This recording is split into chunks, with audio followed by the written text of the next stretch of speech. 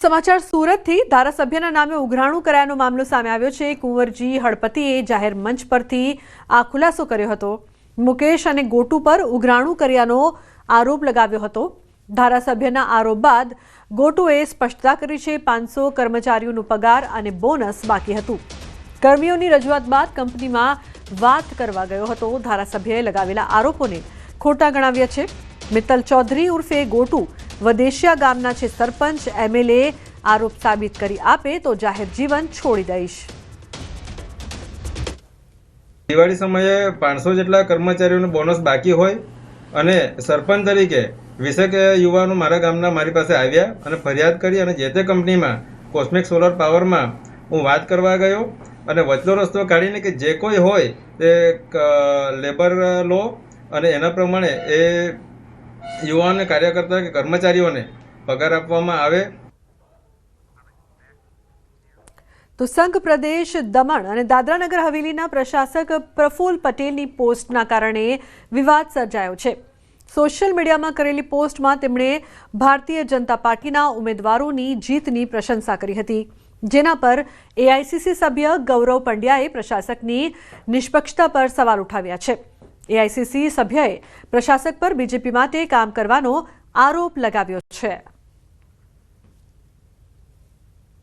આવું તો આજ સુધીના ઇતિહાસમાં ક્યારેય થયું જ નથી કે અંદર મનમાં રાજી થયા હશે, જઈને મળી આવ્યા હશે, અભિનંદન આપ્યા હશે, પણ તમે જાહેરમાં ટ્વીટ કરો। દેટ શોઝ કે the hall attitude was a partition attitude, એક પક્ષીય કામગીરી કરી છે।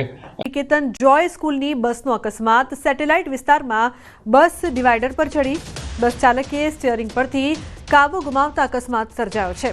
બાઇક ચાલકને બચાવવા જતા સર્જાયો છે અકસ્માત। સદનસીબે આ ઘટનામાં કોઈ જાનહાનિ નથી થઈ।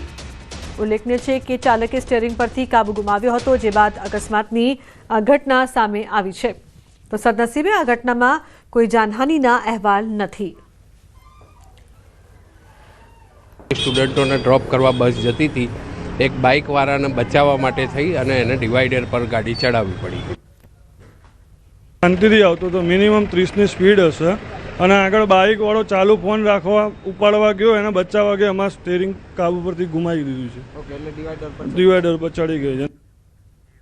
તો સમાચારમાં આગળ વાત કરીશું ખેડૂતને મોટો ટેકો।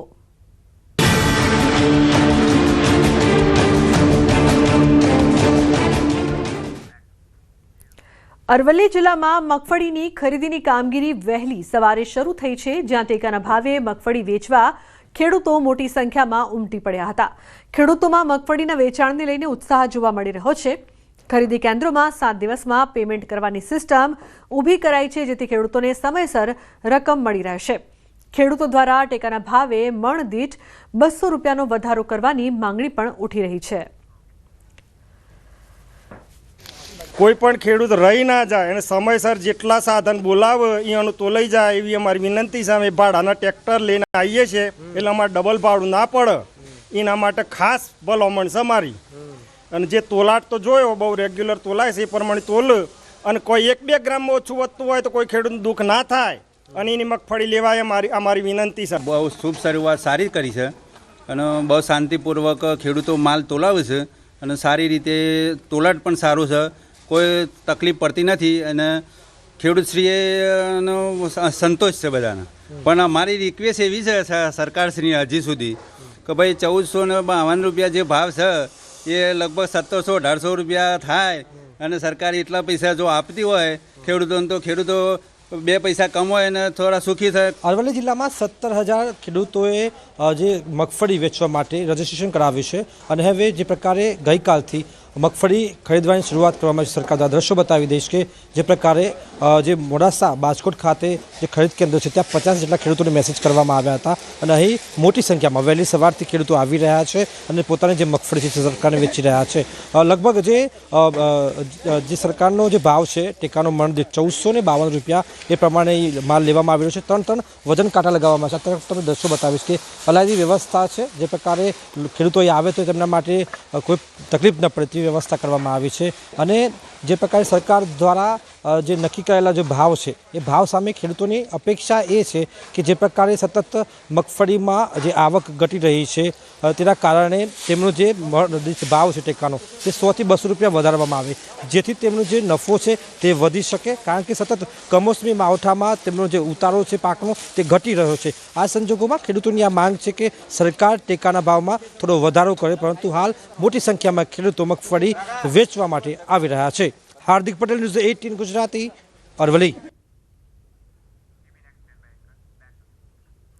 તો બીજી તરફ ગીર સોમનાથ જિલ્લામાં ટેકાના ભાવે મગફળી ખરીદી પ્રક્રિયાનો પ્રારંભ કરવામાં આવ્યો છે।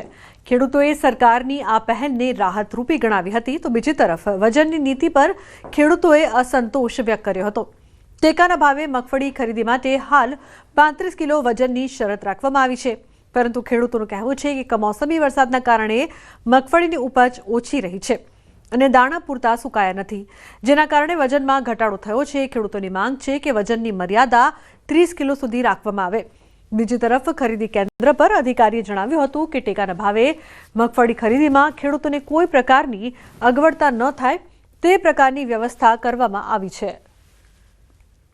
પાંત્રીની ભરતીનું જે પેલું રાખેલું છે, તો પાંત્રીની ભરતી તો અત્યારે હાલ થતી નથી, વરસાદના કારણે છે। તો મગફળી માંડવી છે તે ડેમેજ થઈ ગઈ છે અને મારું એક ટ્રેક્ટર તો ઓલરેડી અત્યારે રિજેક્ટ થયું છે, જેના કારણે સરકારશ્રીને પણ મારું આ એક અરજી છે। મગફળીની રિપેરિંગ ન થવાના કારણે જે મગફળી ઉગવાના કારણે વિલંબ થોડોક થઈ રહ્યો છે। જે વરસાદ કમોસમી વરસાદના કારણે જે મગફળી પલળી ગઈ છે તેનો પ્રશ્ન ઉભા થઈ ગયો।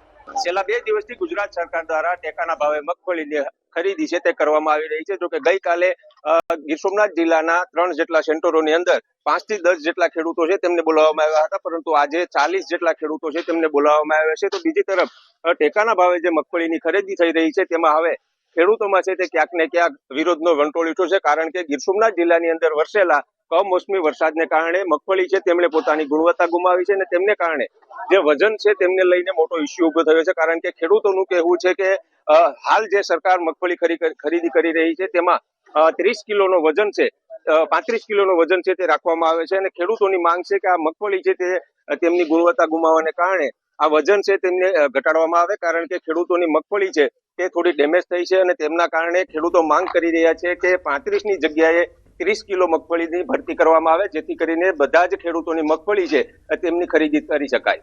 દિનેશ સોલંકી, ન્યૂઝ 18 ગુજરાતી, ગીર સોમનાથ। તો ઠંડીને લઈને હવામાન વિભાગે કરી છે આગાહી। રાજ્યમાં બેવડી ઋતુનો અનુભવ થશે। રાત્રે ઠંડી અને બપોરે ગરમીનો અહેસાસ થશે। લઘુત્તમ તાપમાન 15 થી 16 ડિગ્રી રહી શકે છે, તો મહત્તમ તાપમાન 30 થી 32 ડિગ્રી સુધી રહેશે। મહત્તમ અને લઘુત્તમ તાપમાન થશે વધઘટ। આગામી 7 દિવસ સૂકું વાતાવરણ રહેશે। પવનોની દિશા બદલાતા ઠંડી ગરમીનો અહેસાસ જોવા મળશે। आने वाले 7 दिनों के लिए और मिनिमम टेम्परेचर की बात करेंगे तो मिनिमम टेम्परेचर आने वाले 7 दिनों के लिए 9 लार्ज चेंज में रहेगा, यानी ज़्यादा सिग्निफिकेंट चेंज नहीं होगा मिनिमम टेम्परेचर में। और मिनिमम टेम्परेचर रियलाइज की बात करेंगे तो अहमदाबाद में 15 डिग्री सेल्सियस और गांधीनगर में 14 degree Celsius minimum temperature realise हुआ है। और पूरे गुजरात स्टेट की बात करेंगे जहाँ पर सबसे कम मिनिमम टेम्परेचर रियलाइज हुआ है वो है दाहोद 11.6 डिग्री सेल्सियस और नलिया और गांधीनगर में 14 degree Celsius minimum temperature realise हुआ है। તો ડાંગ જિલ્લાના ગિરિમથક સાપુતારામાં ઠંડીનું પ્રમાણ વધ્યું છે। રાત્રે ઠંડીનો પારો 10 ડિગ્રી પહોંચ્યો છે। કડકડતી ઠંડીના પગલે પ્રવાસીઓ સહિત સ્થાનિકો ઠૂંઠવાયા છે। સાપુતારા ખાતે છેલ્લા 2 દિવસથી તાપમાનમાં ઘટાડો જોવા મળ્યો છે। ગત રાત્રિના સમયથી તાપમાનમાં વધુ ઘટાડો નોંધાતા ઠંડીના પ્રકોપથી બચવા લોકો તાપણાનો સહારો લઈ રહ્યા છે। વહેલી સવારે ઠંડીનું પ્રમાણ વધતા પ્રવાસીઓ હોટલની બહાર ન નીકળ્યા।